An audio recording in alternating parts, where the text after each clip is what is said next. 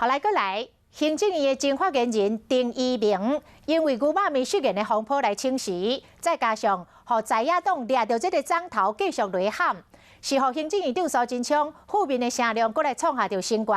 来到31.6%，是今年1月时阵的7.5倍。苏贞昌今仔日到立法院，面对国民党第10届的杯葛，态度总算是落软来道歉了，拜托国民党停止杯葛。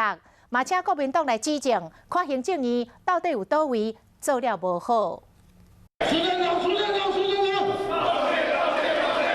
已经当第10摆啊，行政院长苏贞昌态度有放较软啊。拜托国民党的立委停止悲歌，也许可以指正行政院到底哪里没有做好。 是讲这嘛是无原因，丁一鸣牛肉面的争议已经是一个行政院发言人最新的数字，苏贞昌负面的声量创新高，有31.6%，是今年1月份的1倍半。政府做事，难免会有不尽得人意的地方，我们就要谦卑检讨，努力做到更好。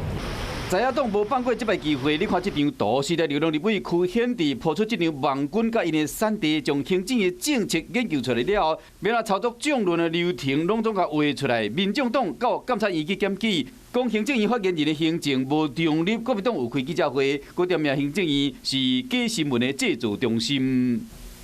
我自己都是发言人跟做文宣出身的，做文宣哦，讲真的有赚有赔啊。 发言人保证一定有风险啊，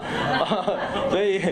要当发言人的哦，要谨慎处理啊。伫牛肉面的争议以后，行政院无用处理这事尾，就是拍拼要渡过这摆风波。